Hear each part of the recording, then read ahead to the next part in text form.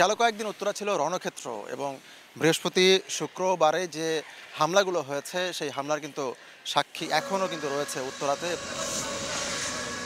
House building থেকে আজমপুর এবং এই পুরো যে সড়ক সেই সড়কে কিন্তু এখনও ধ্বংসযজ্ঞের চিহ্ন রয়েছে। পুরো সড়কে হামলাকারীরা যা যা পেয়েছে সামনে সব কিন্তু ভস্মীভূত করেছে। আশেপাশের দোকানপাটগুলো যেগুলো ছিল সরকারি বেসরকারি সকল ভবনে আসলে বাহির থেকে ঢিল ছুঁড়ে আগুন জ্বালিয়ে তারা কিন্তু আসলে ধ্বংস করেছে এবং সেই ধ্বংসের চিহ্ন কিন্তু এখনও এই উত্তরার সড়কে বিরাজ করছে।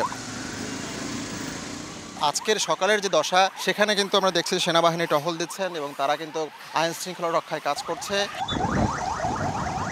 সকাল থেকেই যারাই বেরিয়েছেন তারাই কিন্তু জেরার মুখে পড়ছেন। সেনাবাহিনী তারা কিন্তু আসলে দেখতে যাচ্ছেন যে কারা কোন প্রয়োজনে বেরিয়েছেন। জরুরি পরিষেবাগুলো কিন্তু চালু রয়েছে, কিন্তু আমরা দেখেছি যে অনেককে ঘুরিয়েও দেওয়া হয়েছে। হাউস বিল্ডিং থেকে শুরু করে এয়ারপোর্ট পর্যন্ত যে সড়ক সেই সড়কের যে ধ্বংসযজ্ঞ সেটি কিন্তু সরাতে কাজ করছে উত্তর সিটি কর্পোরেশনের কর্মীরা। সকাল থেকে প্রায় ১-১৫০ লোক নিয়ে কাজ করতেছি।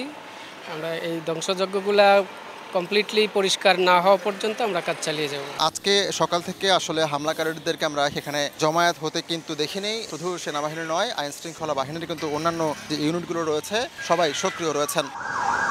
দুপুর ১টার দিকে র্যাবের মহাপরিচালক ব্যারিস্টার হারুন রশিদ তিনি এসেছিলেন এই এলাকায়। এই হামলার ঘটনায় কিন্তু আসলে যারা দোষী রয়েছেন তাদেরকে আইনের আওতায় আসতেই হবে। এই হামলাকারী এবং এই নাশকতাকারী যারা, তাদেরকে অবশ্যই বিচারের আওতায় আনা হবে, বিচারের সম্মুখীন করা হবে এবং তাদেরকে সর্বোচ্চ শাস্তি নিশ্চিত করা হবে।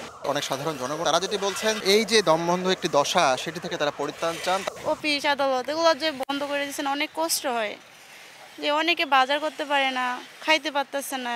যারা নিম্ন মধ্যবিত্ত বিশেষ করে ক্ষতিগ্রস্ত কিন্তু তারা হচ্ছে বেশি। সুষ্ঠু সমাধানে আইসা দেশে একটা শান্তি শৃঙ্খলা বজায় থাকবে। সবকিছু মিলিয়ে আইন শৃঙ্খলা বাহিনীর এই মুহূর্তে নিয়ন্ত্রণে রয়েছে পুরো রাজধানী সহ গোটা বাংলাদেশ। তো এই ছিল আমার কাছে এখান থেকে সবশেষ খবর। আতিকুর রহমান তামাল, সময় সংবাদ, ঢাকা।